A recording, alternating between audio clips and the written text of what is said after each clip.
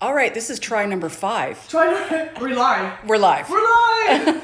God bless living in the country and the internet out here because some days things just don't go the way they're supposed to, right? Yeah.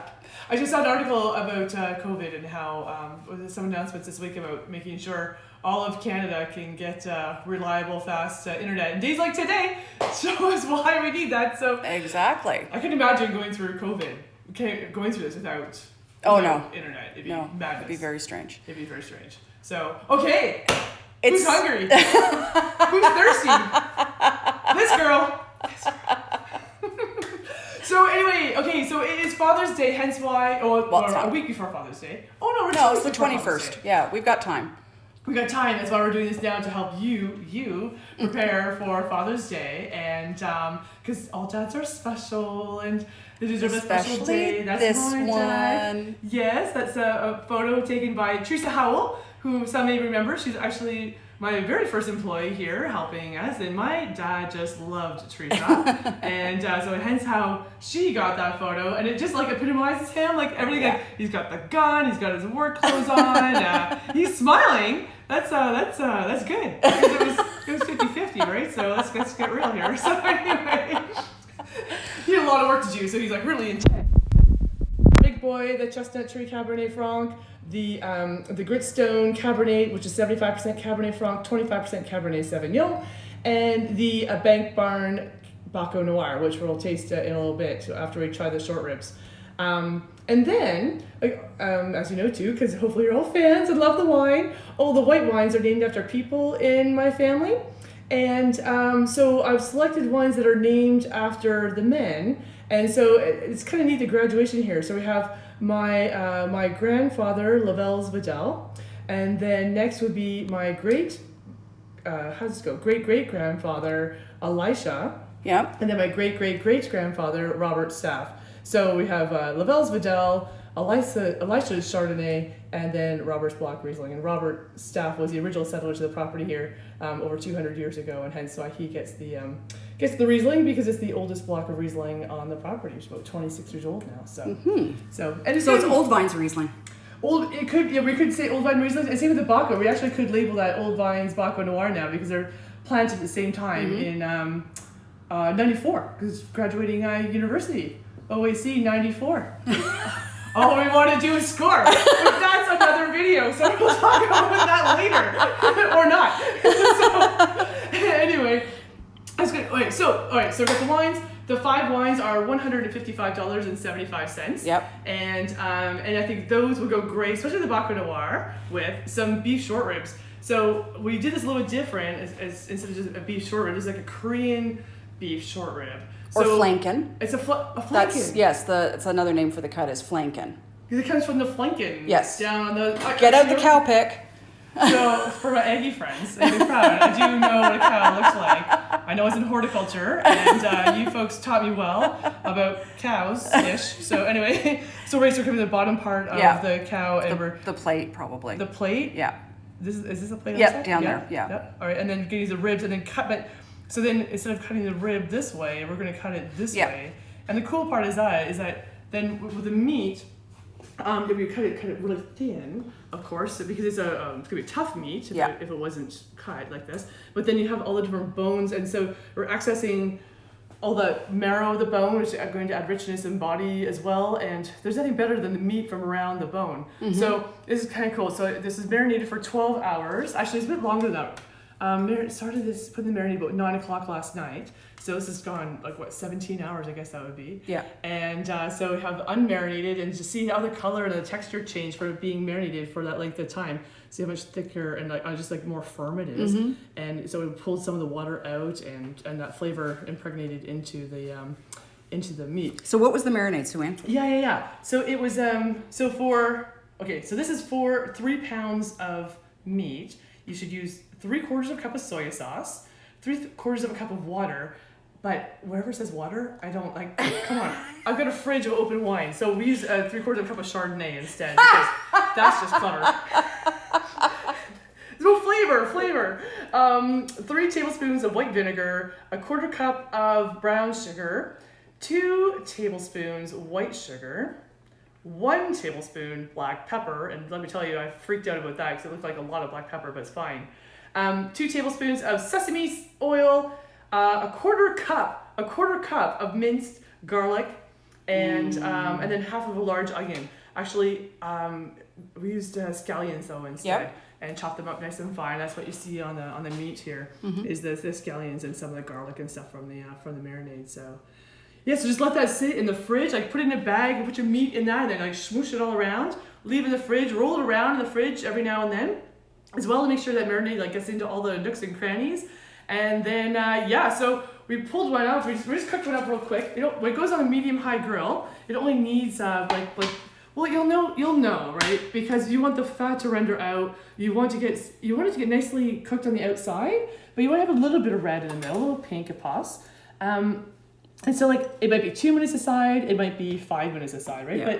But go with the flow. And the cool part is, like, I think this is fun because you do all the work ahead of time and get it marinated. And then if you're grilling it or dad's grilling it or however you're celebrating Father's Day, someone get on the grill before the chef gets too marinated and grill it up, and it's fast and quick, and you can get back to the wine and gossiping about the neighbors, because that's what you do when you're with family, right? And talking about the outlaws and all that stuff. So anyway, I serve this on rice, or I mean, some cool ideas what you serve it with. There's like some julienne carrots, again like a rice wine vinegar salad.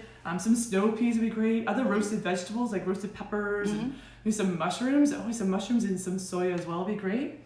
Some rice if you want to starch to go with it as well.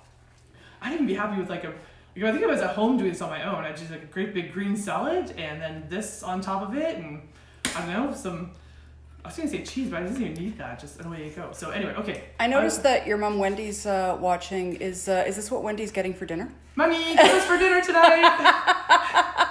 Now that's just efficient, Sue-Ann. I know, that's right. We're having beef short ribs, cut Korean style. Well, that's the thing too, is if you're doing this, to call the butcher ahead of time, because often this cut isn't in stock and ready to go. So. No, because it's unusual because it's cut across, not parallel with the bones. It was so easy. John Van Zalen says hello. John Van Zalen says hello. Yep. OMG, that's been like about 100 million years gone. Or we've been, boyfriend. Like, wow. So come and have a glass of wine someday.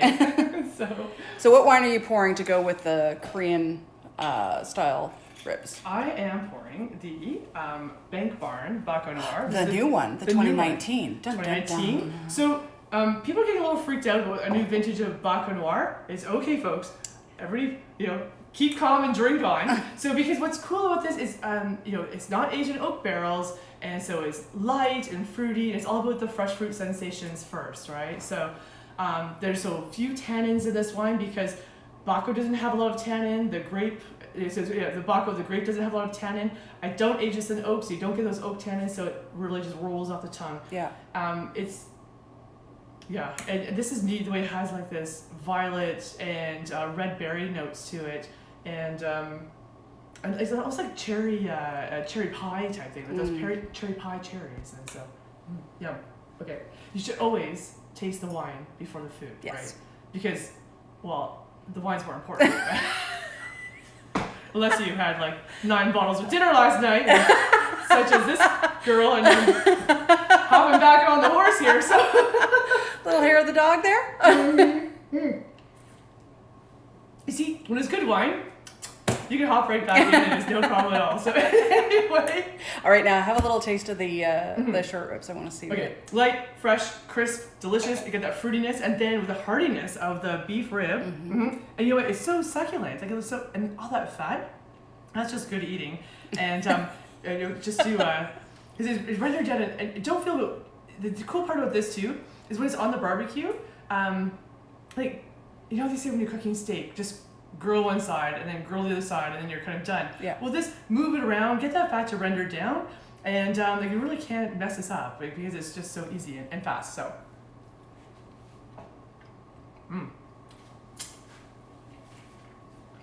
Are you getting a lot of the garlic? Because that's a lot of garlic in the recipe.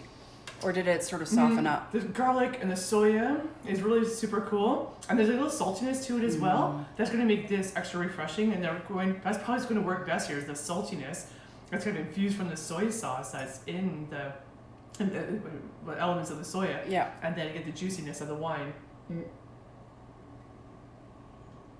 Bricks. Sorry.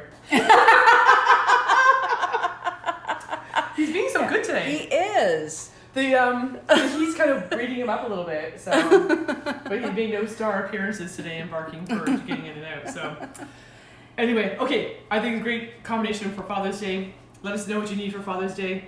We're there for you. We've got the wine pack. We've got the wines. We've got the recipe. The recipe will come with the dad pack as well to get them all fired up. And we've also got it published on our blog. Yep, published on the blog. There. Yep, cool. The recipe. Yep. All right. Oh, score. All right. Yep. Cool. Excellent. And then of course so last week we did smoked salmon with the rosés, and so happy rosé weekend to you all. We'll keep the rosé special going too for another a couple weeks, which is 4 bottles of the Fancy Farm Girl Foxy Pink. Dun, dun, dun. Dun, dun, dun. The super delicious Windsock Cabernet Sauvignon, and then the sparkling Rubinescence, which is Riesling with the dosage of Merlot. And the 6 bottles together, free shipping, $134.90. Yay! And that, my friends, is all we've got for today. Oh, one more question. Vanessa Love wants to know what's the name of the Baco Noir, Sue-Ann. And it is the Bank Barn Baco Noir. It's $19.95, available on our website. Vanessa just wants me to say, hi, Bubblicious. I see. Vanessa's the one that figured out and advised me you just can't say the word bubbles without smiling. So so we called her Bubbles. That's and true. Bubblicious and There you go. a whole bunch of derivatives of bubbles. Which next time, folks, I'll tell you about the word we created this week here at Sue-Ann Staff Estate Winery. It's coviddle. And coviddle is when you are in closer proximity to someone than you should be, I think. You can use it as a verb, an adverb, an adjective, but there'll be more on that later. Check out the blog. I think we gotta write one tomorrow. Or today. Hashtag coviddle. Hashtag coviddle. COVIDDLE. Coviddle. Oh, there goes Bricks. And there goes All Bricks. right. Thanks, everyone. It's been super swell. Be well. See you soon. Come visit soon. Bye.